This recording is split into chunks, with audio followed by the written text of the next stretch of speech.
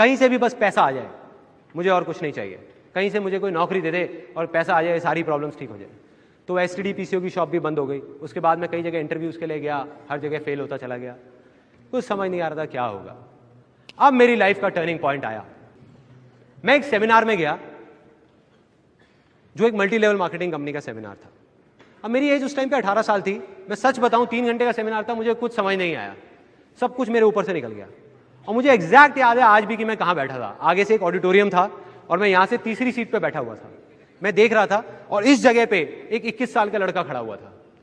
जब तक वो बोलता रहा, मेरे दिमाग में कुछ नहीं घुसा, सब ऊपर से निकल गया।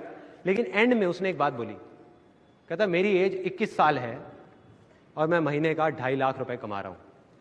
उसमें उन्होंने क्या किया होता, उस चेक की बड़ी सी फोटोकॉपी कराई हुई और स्टेज पे खड़े हो गए ऐसे दिखा रहे थे। अब मैं वहां बैठा हुआ जीरो गिन रहा था, 1 2 3 4 5। मेरे दिमाग में आ रहा था, मैंने कहा ये तो सच में कमा रहा है 2.5 लाख रुपए महीने का। मेरे तोते उड़ गए, दिमाग फट गया मेरा। मैंने ये देखा था जिंदगी में कि भैया 10-15 हज़ार रुपए के लेवल पे पहुंचने में भी सालों लग जाते हैं, और यहां दूसरी तरफ एक लड़का है मेरे जैसा ही जो कह रहा है कि मैं 2.5 लाख रुपए महीने का कमा रहा हूं। और वो 1 सेकंड लगता है, 1 सेकंड, वो सेकंड था मेरी जिंदगी का। अंदर से चीख निकली। मैंने कहा कि अगर ये लड़का कर सकता है जो देखने में बिल्कुल मेरे जैसा है, अरे तो मैं क्यों नहीं कर सकता? मैं क्या कोई दूसरे प्लेनेट से आया हूं? मैं क्यों नहीं कर सकता?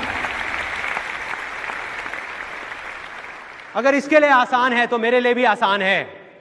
मैं भी कर सकता हूं, कर सकता हूं।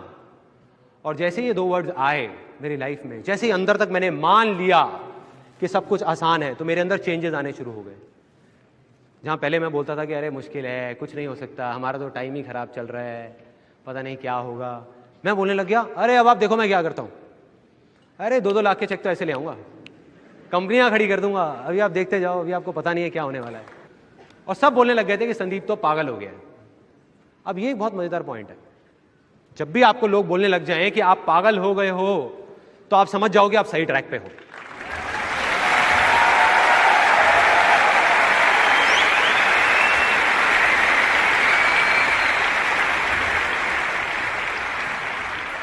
थोड़ा सा तो पागल होना पड़ेगा। वही हुआ, मैं पागल हो गया, अजीब अजीब बातें करने लग गया। मतलब अंदर से मुझे लगने लग गया बहुत आसान है। लैंड फर्टाइल हो गई। एक स्टेप कंप्लीट, दूसरा स्टेप डिस्कवर करना था कि क्या करना है। अब 2 आवाजें थी, बाहर की आवाज, अंदर की आवाज।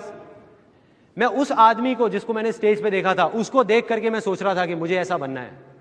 वो ये कर रहा है तो मैं भी यही करूंगा और मैं 2.5 लाख रुपए कमाऊंगा। मेरा इंटरेस्ट नहीं था, मेरे अंदर की कोई आवाज नहीं थी, सब बाहर की थी। तो मैं वहां 20-25 लोगों को लेकर के गया उस कंपनी में, एक ने भी ज्वाइन नहीं किया।